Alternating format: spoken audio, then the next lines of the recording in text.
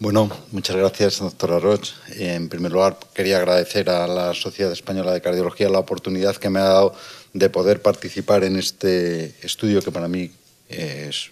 una experiencia muy importante y porque creo que es un gran estudio. Como ha comentado ya previamente el doctor Muñiz cuando ha descrito la metodología del estudio, el estudio tenía dos objetivos principales. Uno, la estimación de la prevalencia de fibrilación auricular, cuyos resultados acaba de describir ahora el doctor Gómez Doblas, pero tenía otro objetivo principal, que era estimar la prevalencia de angina estable en la población española de más de 40 años de edad, y otro objetivo secundario, que era estimar la prevalencia de insuficiencia cardíaca y factores de riesgo cardiovascular ya diagnosticados: hipertensión arterial, hipercolesterolemia, tabaquismo, diabetes y obesidad. Y son a estos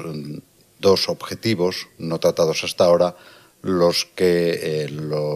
resultados que voy a presentar a continuación. En primer lugar,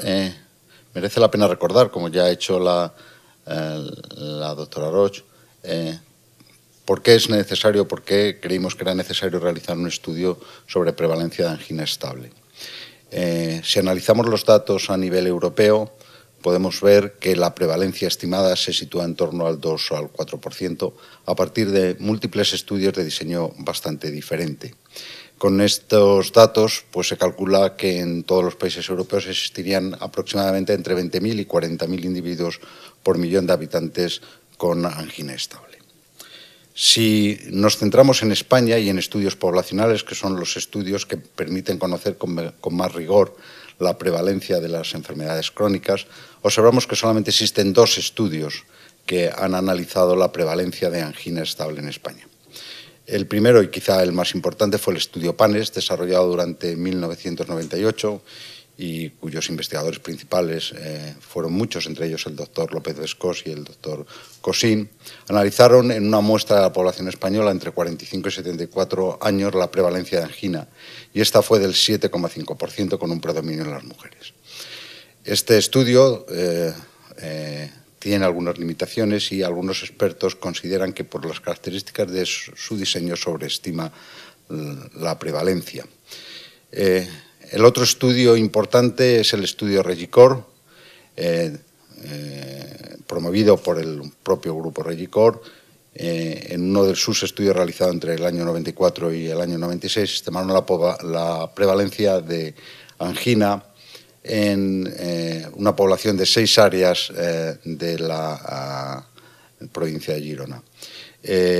La prevalencia que obtuvieron fue de un 2,6% en hombres y 3,4% en mujeres,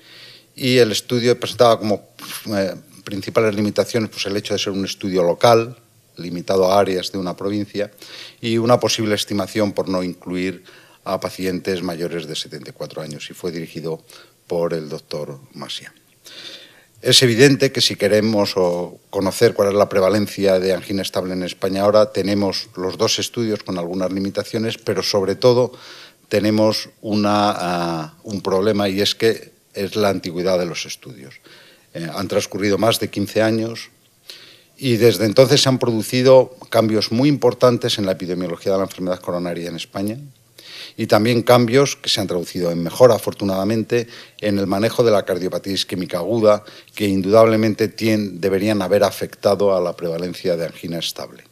Por tanto, parece absolutamente pertinente realizar un estudio que nos permita conocer ahora la prevalencia actual de una enfermedad crónica como es la angina estable, de la que actualmente pues disponemos pocos datos.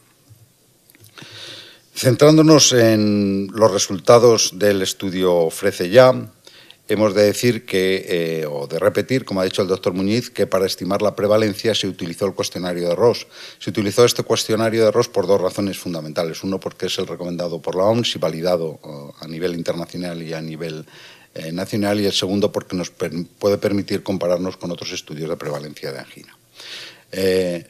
Como se ha descrito, es un cuestionario a partir del cual se clasifica en los pacientes en 4 tipos: pacientes que no tienen angina, pacientes que tienen dolor torácico atípico, pacientes que tienen angina dudosa y pacientes que tienen angina segura. En la mayor parte de los estudios, y también en el estudio OFRECE, solo se clasifican o se etiquetan como pacientes con angina aquellos que cumplen criterios de angina segura. Pues bien, de los 8.396 pacientes que cumplimentaron este cuestionario, que supone casi el 100% de los pacientes o de los participantes en el estudio, 210 tenían criterios de acuerdo con el cuestionario de Ross de angina segura, que esto permitía estimar una prevalencia bruta de en torno a un 2,5%.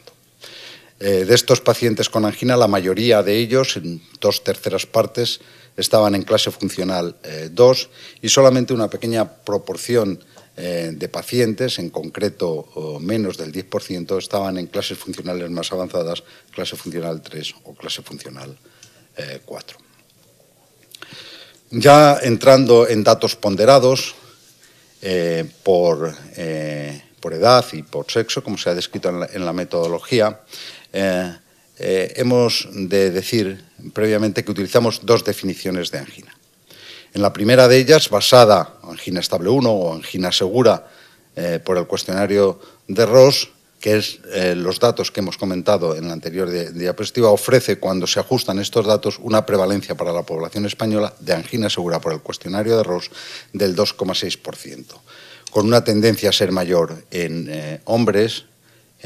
que en mujeres, perdón, una tendencia a ser mayor en mujeres que en hombres, y con una tendencia también a incrementarse notablemente con la edad, de tal manera que la prevalencia es inferior siempre al 2% en los menores de 70 años y se incrementa por encima del 2% a cifras que se sitúan en torno al 6 o el 7% por encima de los 60 años de edad. Como ha dicho antes la doctora Roig y el doctor Muñiz, el estudio OFRECE quiso ir un poco más allá y clasificó a los pacientes con otra definición de angina que era más exigente y que proporcionaría más rigor en el diagnóstico, que es lo que en el estudio se llama angina estable 2, o que podemos utilizar mejor el diagnóstico de angina confirmada, porque incluye a aquellos pacientes en los que se les clasificaba como angina segura en el cuestionario de Ross y además se confirmaba el diagnóstico de cardiopatía isquémica y angina tras una evaluación completa por el cardiólogo al que era remitido, o bien porque existía el diagnóstico previo de cardiopatía isquémica por existir documentación de que el paciente había ingresado por infarto agudo de miocardio, angina inestable o había tenido una revascularización. Cuando utilizamos esta definición de angina, obviamente más rigurosa de angina, que confirma más el diagnóstico, la prevalencia disminuye un poco menos de la mitad y se sitúa en el 1,4%, y quizá el hallazgo más relevante es que se iguala la prevalencia entre hombres y mujeres. En hombres es de 1,5% y en mujeres de 1,3%. Lo que sí se mantiene cuando utilizamos esta segunda definición de angina es el hecho de que la prevalencia aumenta con la edad y en este caso es inferior siempre al 1% cuando por debajo de los 70 años de edad, y por encima de los 70 años de edad se encuentra entre el 3 y el 5%. Esta diapositiva muestra las prevalencias según utilicemos los criterios de angina estable 1, angina de acuerdo con el cuestionario de Ross, o angina estable 2,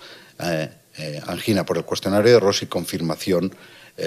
por los métodos que se han descrito a partir del momento. Y vemos cómo la prevalencia baja del 2,6% al 1,4% y cómo esa diferencia que existía entre hombres y mujeres en la prevalencia se iguala, mientras que se mantiene el incremento de la prevalencia con la edad. Por tanto, parece que el hecho de los criterios para definir angina son muy importantes a la hora del diseño de los estudios. También, como en el caso de la fibrilación auricular, hemos querido caracterizar un poco a los pacientes que tenían angina y, como hemos dicho, no hay diferencias entre hombres y mujeres. Sí hemos dicho que había una diferencia significativa con la edad y los pacientes con angina obviamente tenían una proporción mayor de factores de riesgo cardiovascular, obesidad, hipercolesterolemia, diabetes, tabaquismo o hipertensión arterial, y también una frecuencia mayor de patología relacionada con la arteriosclerosis, como accidente vascular cerebral o arteriopatía periférica, y de patología cardíaca en general, sobre todo el diagnóstico de cardiopatía isquémica, de tal manera que en el análisis de regresión logística el factor que más se asociaba independiente con la presencia de angina inestable es el estar diagnosticado previamente de cardiopatía isquémica. Podemos concluir, por tanto, de los resultados del estudio OFRECE en relación con la angina estable con las siguientes sugerencias o datos. Es que la prevalencia de angina, definida como angina segura por el cuestionario de Ross en la población española de más de 40 años de edad, es del 2,6%, pero este diagnóstico de angina solo se confirma cuando el paciente es evaluado por el cardiólogo o se consideran sus antecedentes de cardiopatía isquémica en el 52% de los casos. De tal manera que la prevalencia que podemos estimar con más rigor o real de angina estable en la población española se debe situar en torno al 1,4%. Esta prevalencia se encuentra por debajo de la estimada en Europa. La prevalencia en este estudio, si se considera el global de la población, no solo la población mayor de 40 años, se debería situar en torno al 0,7 al 1,3% según utilicemos uno u otro de los criterios que se han utilizado en el estudio, y en Europa se ha estimado, como hemos dicho anteriormente, en torno al 2 y al 4%. Es decir, la prevalencia en España parece que está por debajo de la estimada para el global de Europa. Y por último, los datos que ya hemos comentado, que se incrementa con la edad, no parece existir cuando utilizamos el criterio de angina confirmada diferencias entre varones y mujeres, y el mejor predictor de tener angina es obviamente el haber tenido previamente el diagnóstico de cardiopatía isquémica. La segunda parte de mi presentación se refiere a un repaso rápido de la prevalencia de los factores de riesgo y de la prevalencia de insuficiencia cardíaca diagnosticada, como ha aclarado el doctor Muñiz. Es decir, el estudio OFRECE no hizo ningún esfuerzo especial por completar el diagnóstico, sino que eran el diagnóstico que estaba contenido en el historial clínico del paciente. De esta manera, y como ha dicho antes el doctor Gómez Doblar, la prevalencia de insuficiencia cardíaca se sitúa en torno al 3% y, como podemos ver, pues se incrementa notablemente con la edad, sobre todo a partir de los 70 años, pasando de una prevalencia relativamente baja, que se sitúa entre el 0,3 y el 1,7% por debajo de los 70 años, son unas prevalencias muy altas, 7% entre los 70 y los 80 años y más del 14% en los pacientes de 80 o más años. Y si nos centramos ahora en los factores de riesgo coronario, comenzaremos pues, por el que probablemente más tememos todos los cardiólogos, que es la diabetes. Estaban diagnosticados de diabetes mellitus el 15% de los participantes en el estudio, y el tratamiento, por resumirlo de una manera breve, el 43% estaba tratado con dieta y antidiabéticos orales, y solamente aproximadamente un 3% con antidiabéticos orales e insulina. Estos datos no ajustados, si los ajustamos y nos referimos solamente a pacientes diabéticos en tratamiento farmacológico, vemos que la prevalencia se sitúa en torno al 12%, sin unas diferencias significativas, pero sí con una tendencia mayor en hombres que en mujeres, y cómo se incrementa, como la mayor parte de los factores de riesgo, a medida que aumenta la edad, pasando pues desde una prevalencia baja de un 3,5% entre 40 y 50 años a más del 22% entre los 70 y los 80 años. En relación con la hipertensión, y utilizando como criterio diagnóstico el hecho de que el paciente estuviera diagnosticado de hipertensión y tratado como tal, o el hecho de en la consulta haber presentado dos cifras de tensión arterial superior a 140/90, encontramos una prevalencia muy alta, el factor de riesgo con mayor prevalencia, con una prevalencia del 45% cuando ajustamos por edad y sexo. Como en el caso de la diabetes, hay una tendencia no significativa a ser la prevalencia más alta en los hombres que en las mujeres. Y lo que sí se observa claramente es su relación con la edad, pasando de unas cifras sin duda altas, pero las más bajas entre los pacientes más jóvenes estudiados, entre 40 y 50 años, del 17%, a más del 70% en los pacientes mayores de 80 años de edad. Datos similares se pueden obtener de la hipercolesterolemia. 39% de los participantes estaban diagnosticados de hipercolesterolemia, y ajustado por edad un 25% estaban diagnosticados de hipercolesterolemia y tratados con fármacos hipolipemiantes. Como siempre, una tendencia a ser mayor esta proporción o esta prevalencia de, en este caso, hipercolesterolemia tratada en varones que en mujeres, y una mayor y un incremento con la edad significativamente. En el único factor de riesgo que la tendencia con la edad era diferente es en el tabaquismo. En el tabaquismo había un 22% de fumadores activos en el total de la población estudiada, con una mayor prevalencia en hombres, 27% frente a mujeres, pero hay que destacar dos hechos. Uno, que quizás son preocupantes desde el punto de vista epidemiológico. Uno, que aunque la prevalencia en mujeres es más baja, sí que muestra una prevalencia alta, y que esa prevalencia es mayor en el grupo de pacientes con mayor edad, de tal manera que tenemos prevalencias superiores al 30% entre los 40 y los 60 años, y luego va disminuyendo progresivamente esta prevalencia. Para terminar el análisis de los factores de riesgo, un apartado especial es el de la obesidad, quizá por la importancia y la relevancia de los resultados, que son muy alarmantes desde el punto de vista epidemiológico, pero congruentes con los de otros estudios. El 33% de los participantes cumplía criterios de obesidad y el 41% criterios de sobrepeso, de tal manera que solamente había un 23% de la población con un peso normal. En datos ya concretos, un 33% de la población tenía criterios de obesidad, como se ve, con una proporción similar entre hombres y mujeres y con un ligero incremento de la prevalencia de obesidad con la edad, y sobrepeso un 42%, con una prevalencia más alta en hombres que en mujeres y con una situación estable a lo largo de los diferentes grupos de edad. Estos son los resultados principales del estudio OFRECE, y como conclusiones generales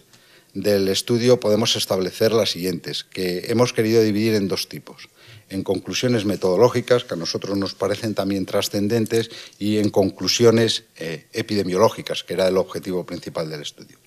En cuanto a las conclusiones epidemiológicas, podemos decir que, a pesar del complejo diseño y rigor que exigen este tipo de estudios poblacionales para lograr que tengan criterios de validez interna y externa, la Agencia de Investigación de la Sociedad Española de Cardiología ha podido realizar con éxito este tipo de estudio,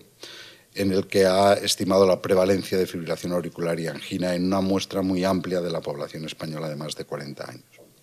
La realización de este estudio ha demostrado que es posible, y debe ser lección para futuros estudios, y muy fructífera la colaboración en la investigación entre diferentes niveles asistenciales, especializada y primaria, entre especialidades entre especialistas de sociedades diferentes, y aquí han participado especialistas de muchas sociedades, de la Sociedad Española de Cardiología, de SEMFIC, de SEMERGEN y de otras, y entre especialistas diferentes, en este caso concreto entre médicos de familia y cardiólogos. Y también que ha sido necesaria en muchas fases del estudio y fundamental la colaboración de la Administración, en este caso del Ministerio de Sanidad y de las gerencias de atención primaria de las diferentes comunidades autónomas, y también de la empresa privada, ya que una parte muy sustancial del estudio fue sufragado por una beca no condicionada de Sanofi. En cuanto a las conclusiones epidemiológicas, ya han sido descritas, pero las queremos recordar aquí. La primera, en relación a los factores de riesgo. La prevalencia de factores de riesgo cardiovascular observada en este estudio es en la mayor parte de ellos alta. Hay que recordar que esta prevalencia se refiere a pacientes de más de 40 años, pero hay que resaltar que el 15% de los participantes eran diabéticos, 45% hipertensos, 39% hipercolesterolémicos y el 33% con sobrepeso, con una cifra de pacientes con obesidad y una cifra de pacientes con sobrepeso, sin considerarlos de obesidad, del 42%. La segunda, relativa al objetivo principal del estudio, la prevalencia de fibrilación auricular, que es indudablemente alta, un 4,4% de la población española mayor de 40 años de edad, lo que supone la existencia en España más de 1 millón de pacientes en fibrilación auricular, de los cuales alrededor del 9%, más de 100.000 pacientes, no están diagnosticados y, por tanto, no están tratados con el riesgo que conlleva esta situación. Y también en relación con la fibrilación auricular, lo que ha observado este estudio es que el 65% de los pacientes con fibrilación auricular se encuentra anticoagulado. En relación al segundo objetivo principal de este estudio, la prevalencia de angina, hay que decir que está de acuerdo con el criterio de Rosses del 2,6%, aunque solo en la mitad de los casos se confirmó tras un estudio cardiológico de sus antecedentes, lo que permite estimar una prevalencia ajustada del 1,4%, inferior a la descrita en estudios previos y a la asistencia a la que se estima para la población europea en general. Muchas gracias.